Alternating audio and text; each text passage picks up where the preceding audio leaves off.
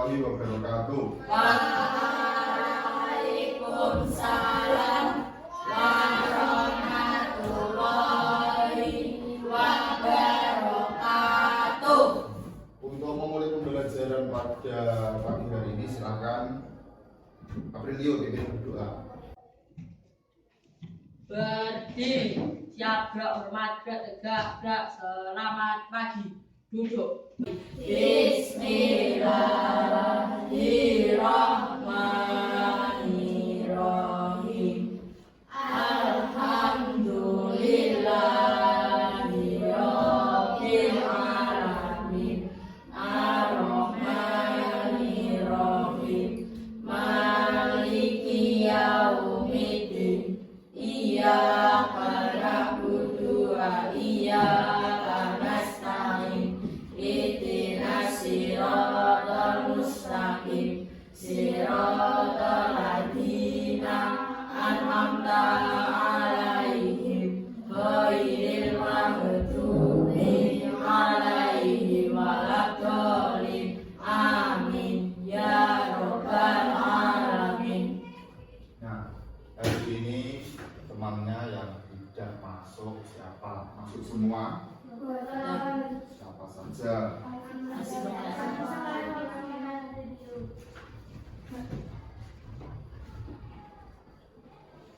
Hari ini kita akan belajar tentang materi pantun.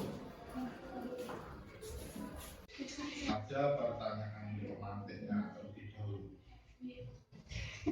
Nah, yang pertama, sebutkan karya sastra yang kalian ketahui. Apa saja karya sastra di bahasa Indonesia? Yang pertama jelas terus kemudian puisi. Terus yang kedua, apakah kalian pernah mendengar atau membaca pantun? Pernah? Nah, tujuan dari pembelajaran kita pada hari ini yaitu kalian mampu mengidentifikasi nilai-nilai yang terkandung di dalam pantun. Kita akan belajar dengan menggunakan model pembelajaran PBL atau Problem Based Learning. Nah, dalam langkah-langkah model pembelajaran PBL itu ada 5 langkah pembelajaran. Yang pertama, mengorientasikan siswa pada masalah. Terus yang kedua, mengorganisasikan siswa untuk belajar. Yang ketiga, membimbing penyelidikan individu dan kelompok. Yang keempat, mengembangkan dan menyajikan hasil karya. Yang kelima, menganalisis dan mengevaluasi proses pemecahan masalah. Kita masuk ke langkah pertama, yaitu mengorientasikan masalah. Di situ sudah diberikan atau disajikan contoh pantun. Dari contoh pantun itu nanti kalian akan mendapatkan permasalahan. Nah, sebelum lanjut ke permasalahan, silakan dibaca dulu pantun yang ada di depan. Yang pertama di situ ada pantun jenaka. Pantun jenaka contohnya, pohon manggis di tepi rawa, tempat nenek tidur beradu, sedang menangis nenek tertawa melihat kakek bermain bulu. Nah, dari contoh pantun tersebut kalian akan mendapatkan permasalahan sebagai berikut. Yang pertama, bagaimana unsur-unsur yang terdapat dalam setiap pantun tersebut? Adakah perbedaannya? Kemudian yang kedua, bagaimana cara membuat sebuah karya pantun yang benar sesuai dengan aturannya? Nah, sebelum kita masuk ke langkah pembelajaran yang kedua, sekarang akan dibagikan RKPD. Langsung membentuk kelompok, saling berhadapan-hadapan. Nah, setelah sudah membagi kelompok, kita masuk ke langkah kedua, yaitu mengorganisasikan belajar siswa. Di RKPD silakan dibuka bagian langkah mengorganisasikan belajar siswa, langkah kedua. Nah, pada langkah mengorganisasikan belajar siswa ini, silakan kalian berkumpul dengan kelompok kalian. Tadi sudah. Terus yang kedua, silakan kalian baca dulu dan memahami alat penyelidikan untuk menyelesaikan permasalahan kalian. Terus yang ketiga, kalian boleh memodifikasi alat penyelidikan yang terdapat LKPD jika menurut kalian alat penyelidikan tersebut kurang lengkap. Pembagian permasalahannya. Untuk kelompok 1 menyelesaikan tentang bagaimana unsur-unsur yang terdapat dalam setiap pantun tersebut. Adakah perbedaannya? Terus yang kedua, untuk kelompok 2 berarti bagaimana cara membuat sebuah karya pantun yang benar. Silakan dibaca dulu alat penyelidikannya. Silakan kedua.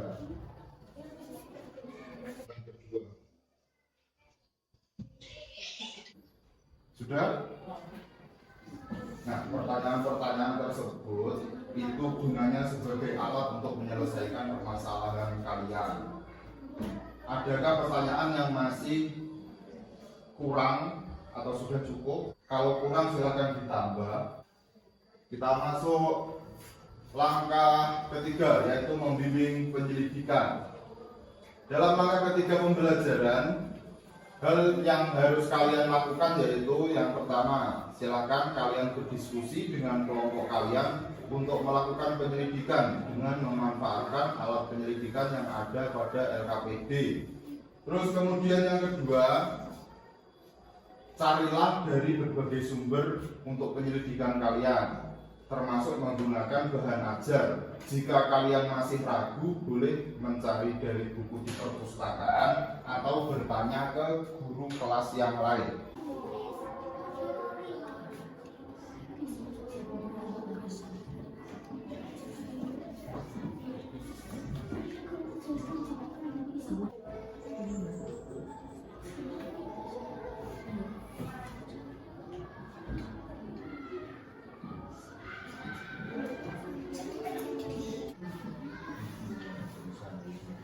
Langkah keempat yaitu mengembangkan dan menyajikan hasil karya. Kalian sudah dibagi tugasnya untuk mengerjakan apa. Sekarang silakan dikerjakan untuk pembuatan hasil karya.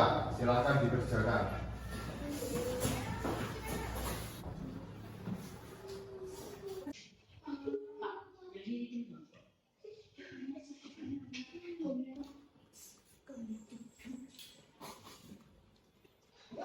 Sudah selesai? Nah, kalau sudah, sekarang masuk ke presentasi hasil karya. Ini presentasi dari kelompok 1. Silakan dibacakan. Dari pantun yang ada di orientasi masalah, ada 2 bait setiap pantun tersebut, minimal 1 bait. Dari pantun yang ada di orientasi masalah, ada berapa baris setiap pantun tersebut, minimal 4 baris. Carilah pengertian sampiran pantun. Sampiran adalah bagian awal pantun yang terletak pada baris 1 dan 2. Carilah konten dari isi pantun untuk menyampaikan pesan dari penulis atau pembaca. Dalam satu baris pantun itu diberi beberapa kata. Tiap baris terdiri atas 8 sampai 10 kata. Apakah konten dari pantun? Kata absen di akhir pantun. Sebutkan jenis-jenis pantun. 1. Pantun nasihat. 2. Pantun agama. 3. Pantun kepahlawanan. 4. Pantun anak-anak. 5. Pantun peribahasa. 6. Pantun kiasan. Jadi presentasi dari kelompok 1. Apakah hasil gambarnya menurut kalian sudah bagus? Lumayan. Nah, dikasih tepuk tangan. Nah, kalau 1 silakan duduk kembali. Presentasi dari kelompok 2. Silakan. Dalam sebuah pantun, satu baitnya ada berapa baris? 4 baris. Dalam pantun, aturan rimanya harus bagaimana? Bersair. Berapa kata yang harus ada dalam satu baris? 8 sampai 10 kata.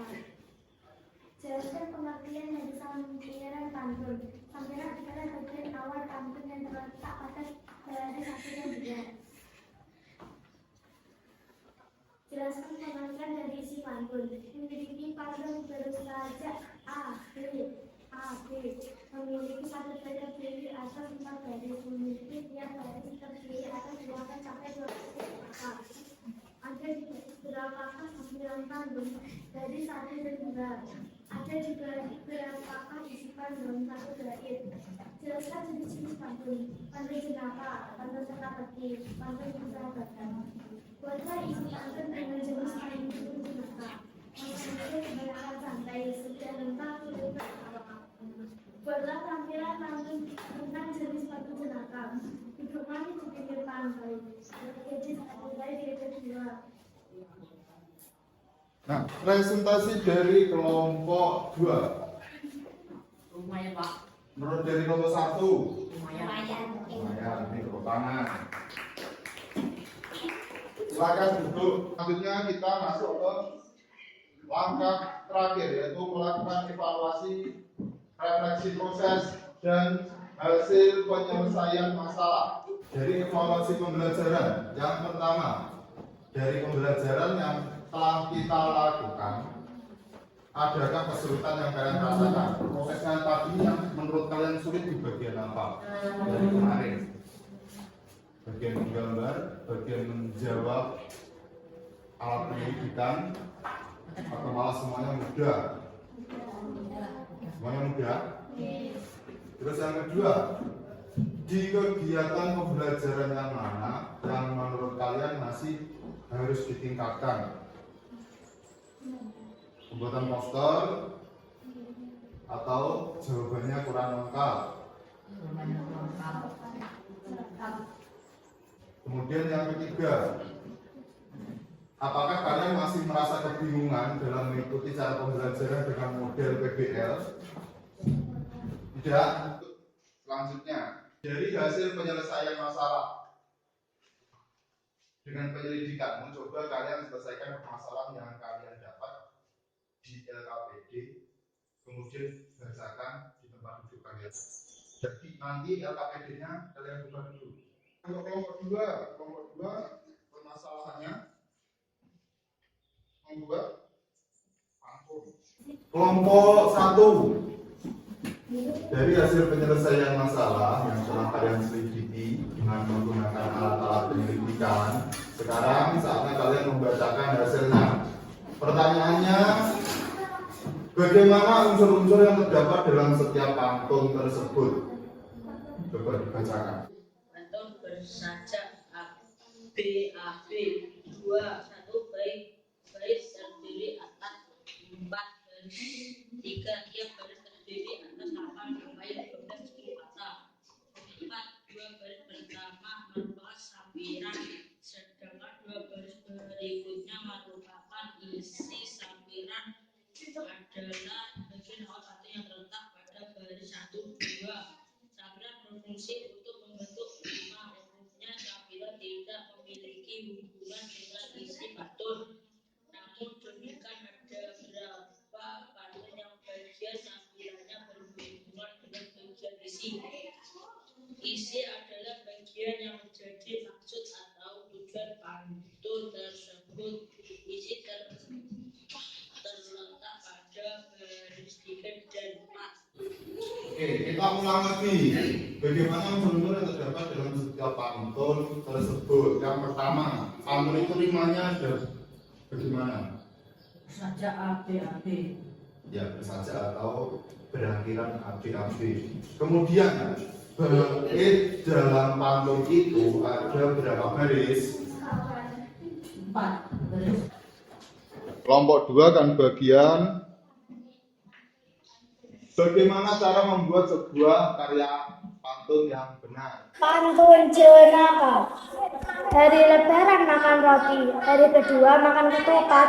Belah hati melihat lomba lari, yang paling gesit tetaplah sang siput. Bulan puasa jalan-jalan ke pantai, mampir dulu ke toko pisang. Nenek rajin lari pagi agar kulit menjadi langsing. Jalan-jalan ke toko mangga, mangganya diikat dengan tali. Nenek capek tertawa melihat kakek bermain voli. Nah, Kita masuk ke kegiatan penutup.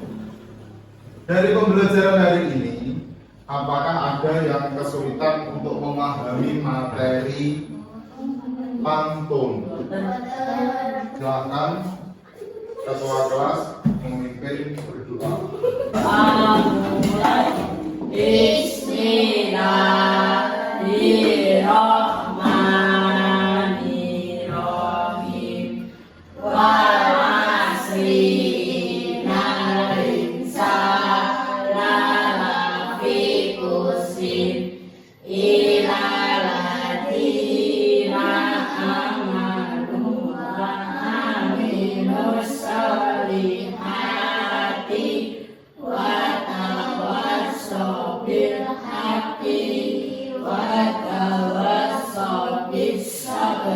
Wassalamualaikum warahmatullahi wabarakatuh. Waalaikumsalam warahmatullahi